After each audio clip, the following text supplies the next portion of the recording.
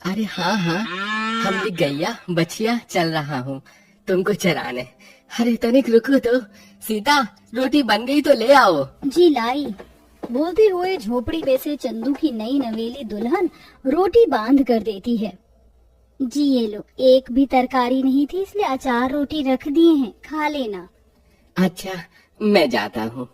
इतना बोलकर चंदू अपनी गाय हाँकता हुआ मैदान में उन्हें चराने ले आता है, जहाँ गरीब प्रकाश और उसकी पत्नी सुभद्रा कड़ी धूप में हल चला रहे थे। जय राम जी की प्रकाश भैया, कैसा चल रहा है खेती का? अरे बस बरसात होने की बाट जो रहे हैं चंदू। खेत की मिट्टी भीगे तभी तो बीज बोएंगे ना। हाँ सो तो है भैया, मगर हम गरीबों के लिए बारिश ना बरसे तो भी दुविधा होती है, और अगर ज्यादा बरस जाए तो पूरे डूमराव गांव पर दुख आन पड़ता है। ये कहते हुए गरीब ग्वाले चंदू के शब्दों में एक दुख था, क्योंकि डुमराव गांव के लोग आज भी कच्ची फूसों की झोपड़ियों में जिंदगी काटने को मजबूर थे। गांव का आधा तबका खेतीबाड़ी करके गुजर बसर करता था, तो वहीं बाकी का आधा गांव गौ पालन करके दूध बेचकर पेट पालता था। सर्दी गर्मी का मौसम तो किसी तरह बीत जाता, लेकिन बरसात का मौसम हर साल ही किसी न किसी का घर तबाह कर देती थी। चल चल चल चल चल चल चल, ये कितनी सारी हरी हरी चराई है, आज तुम सब यहीं पर चढ़ लो। गाय झुंड में चरने लगती हैं और चंदू एक घने से पेड़ के नीचे बैठ जाता है। तभी उसे डाली से आवाज आती है, जो कि चील के बच्चों की थी। लगता है घोंसले में किसी चिड़िया ने अंडे या बच्चे किए हैं, तभी ये कौआ मंडरा रहा है। इसे भगाना होगा, इसके लिए तो मुझे डंडा चाहिए, मगर ये पेड़ तो हरा भरा है, इसकी डाल नहीं तोड़ सकता हूँ। इस सूखे खोखले पेड़ में से तोड़ता हूँ। चंदू सूखे पेड़ से एक डंडी तोड़ता है और कौवे को भगा देता है, मगर कौवा पंजा मारकर घोंसला बच्चों समेत जमीन पर गिरा देता है। चील के बच्चे चींची की आवाज निकालने लगते हैं। अरे नहीं, उस कौवे ने इन बेचारे चील के बच्चों का घोंसला ही तोड़ दिया। अरे पता नहीं इनकी माँ है कि नहीं, और ये नन्हे बच्चे एक एक तिनका कहाँ से बीन कर लाएंगे। मैं ही इनका घोंसला तैयार कर देता हूँ। चंदू इधर उधर से तिनका चुनकर लाता और मजबूत सा बड़ा घोंसला बनाता है। इतने में चीलनी आ जाती है और चंदू को चोंच मारने वाली होती है। तभी एक बच्चा बोलता है, रुको माँ, इन्हें मत मारो, इन्होंने तो हमारी जान बचाई है। पता है तुम्हारे घोंसला से उड़ते ही वो कौवा आया था। चील के बच्चे को बोलता देखकर चंदू भौचक्का हो जाता है। ये चील का बच्चा बोल कैसे रहा है? मैंने तो आज तक किसी भी चील को बोलते नहीं देखा। चंदू, तुम यही सोच रहे हो ना कि मेरे बच्चे बोल कैसे रहे हैं? दरअसल मैं एक जादुई चील हूँ जो बोल सकती हूँ। तुम्हारा बहुत बहुत धन्यवाद जो तुमने मेरे बच्चों की जान बचाई, वरना वो धूर्त कौवा तो आज मेरे अंडों बच्चों को मार देता। बारिशों का मौसम शुरू होने वाला है ना, इसलिए मैं तिनकों की तलाश में गई थी ताकि एक मजबूत घोंसला बना सकूं, मगर तुमने मेरा काम आसान कर दिया। इसका आभार मैं कैसे चुकाऊंगी? तुम इसी गांव में रहो, मेरे बनाए घोंसले में। वह घोंसले को पेड़ पर रख देता है, जिसमें चील का परिवार बस जाता है। तभी आसमान में काली काली घटा छा जाती है और बादल उमड़ने घुमड़ने के साथ बारिश शुरू हो जाती है। चंदू अपनी सारी गायों को हाँकता हुआ घर ले आता है। उस दिन सबके घर में जल्दी चूल्हा जल जाता है, मगर बूढ़े दर्शन दुलारिया के घर का चूल्हा अभी उपास पड़ा था।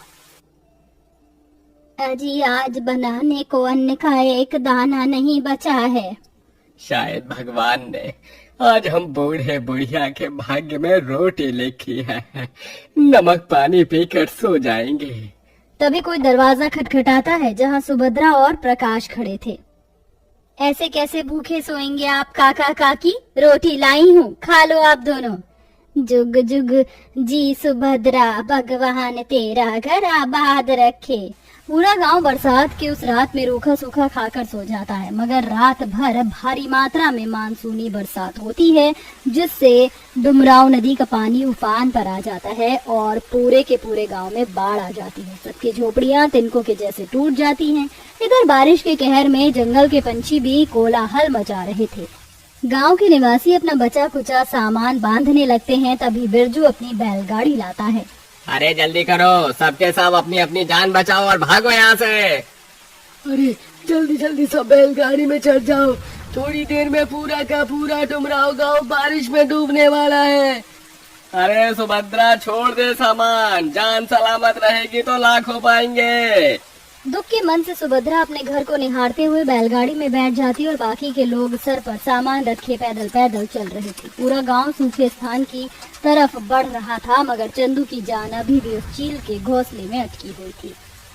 अजी तुम कहाँ जा रहे हो? गांव वाले भी जा रहे, चलो जल्दी, पानी बढ़ रहा है। नहीं सीता, तुम सबके साथ जाओ, मैं आता हूँ। बरसात में भीगता भागता हुआ चंदू जंगल में आता है, जहाँ चील के घोंसले में पानी भरा देखता है। चील और उसके बच्चे थर थर कांप रहे थे। वहीं घोंसला लेकर जंगल से निकलता है। बाढ़ का पानी उसके गले तक आ चुका था। वह एक हाथ को ऊंचे पर ताने हुए आगे बढ़ता है। आंधी तूफान काफी तेज था। थोड़ी देर में वह सूखे स्थान पर पहुंच जाता है, जहाँ पूरा गाँव इकट्ठा था। तभी मुखिया जी उसे कोसने लगते हैं। अरे क्यों रे चंदू, तू बावला है क्या? इन चील के लिए अपनी जान मुसीबत में डाल दिया था। पता है ना ये पानी जितना जरूरी है, अगर बाढ़ का रूप ले ली तो किसी को नहीं देखती। जानता हूँ काका, लेकिन हम सबका तो घर उजड़ ही गया इस बारिश के कहर में। कम से कम इन पंछियों का परिवार तो सलामत रहे। लगातार कई दिन तक, कई रात तक बरसात होने के चलते पूरा डुमराव गांव दलदल बन चुका था। सबके चेहरे भूख से कुमलाए हुए थे और उनके पास खाना पानी कुछ नहीं था। सब बारिश थमने के लिए इंद्र देवता से विनती करने लगे। अरे इंद्र देवता कृपा करो प्रभु, अरे आप ही इस तूफान को टाल सकते हो। दुख में पड़ा पूरा गांव बहुत आंसू बहाते हैं। कहते हैं जो कोई भी आंसुओं के साथ बोलता है वह जय जयकार के साथ काटता है। लगभग सवेरा होने के बाद बारिश रुक जाती है और धीरे धीरे गांव का पानी घटने लगता है। जमीन दिखाई देने लगती है। पूरा गांव खेती बाड़ी सब कुछ बर्बाद अवस्था में बदल चुका था। सभी किसान वर्गों के आंखों में आंसू था।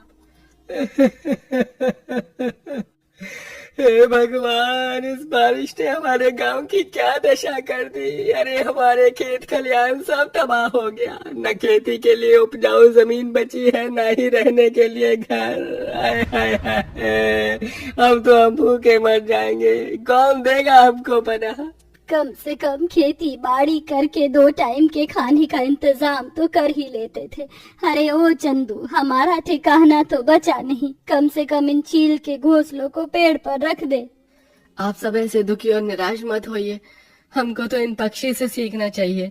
जब तूफान में इनका घोंसला बार बार टूट जाता है, फिर भी ये अपनी नन्ही से चोंच में जगह जगह से तिनका चुनकर लाते हैं और अपना घोंसला बनाते हैं। तो क्या हम अपना घर नहीं बना सकते? भगवान ने हमें तो हाथ पैर दोनों दिए हैं। अरे पर कैसे बनाएंगे घर इस बरसात में? सूखी भूस भी कहाँ मिलेगी? अरे अब तो ईश्वर ही कोई चमत्कार कर सकता है। तभी चील घोंसले में से उड़कर एक पेड़ की डाली पर जाकर बैठ जाती है और जैसे ही चोंच पड़ती है तो वह जादुई घोंसला घर में बदल जाता है, जो काफी विशाल बड़ा था। जादुई घोंसला घर को देखकर पूरा का पूरा गांव उम्मीद से भर जाता है। हे प्रभु, ये कैसा चमत्कार है, इतना बड़ा घोंसला घर। अरे इस चील ने ये किसके रहने के लिए बनाया है? मैंने ये घोंसला घर आप सब गांव के निवासियों के लिए बनाया है। आज से आपस में आराम से और सुविधा से रह सकते हैं। कोई भी तूफान या बारिश इस घोंसला घर को तोड़ नहीं पाएगी, क्योंकि इसे मैंने अपनी जादुई शक्तियों से बनाया है। जादुई घोंसले घर का राज बताकर चील उड़ उड़ कर दूसरे पेड़ों की डाल पर बैठ जाती है और चोंच मारकर उसे जादुई घोंसला घर बना देती है। जादुई घोंसले पर अपने आप में बहुत खूबसूरत था। सब परिवार एक एक घर में बस जाते हैं। तभी फिर से बादल गरजने लगता है और मूसलाधार बारिश हो जाती है, जिसे देखकर गाँव वालों के मन में डर बैठ जाता है। कहीं फिर से ये बरसात हमसे हमारा घर न छीन ले। तभी एक आवाज आती है, घबराओ नहीं सीता, इस घोंसला घर को कोई भी आंधी तूफान बारिश से नहीं हिला सकता और न तोड़ सकता है। अरे बाप रे, लगता है इस जादुई घोंसला घर के कान है सीता। सही कहा प्यारे। जादुई घोंसला घर सबको कपड़े खाना मुहैया करता है, जिसे खाकर सब अपनी भूख को शांत करते हैं और अब सबके परिवार जादुई घोंसले घर गांव में बेहद कुशलता से रहने लगते हैं। जहां आज भी पक्के घर मकान तो नहीं थे, लेकिन सुख शांति बहुत ही थी।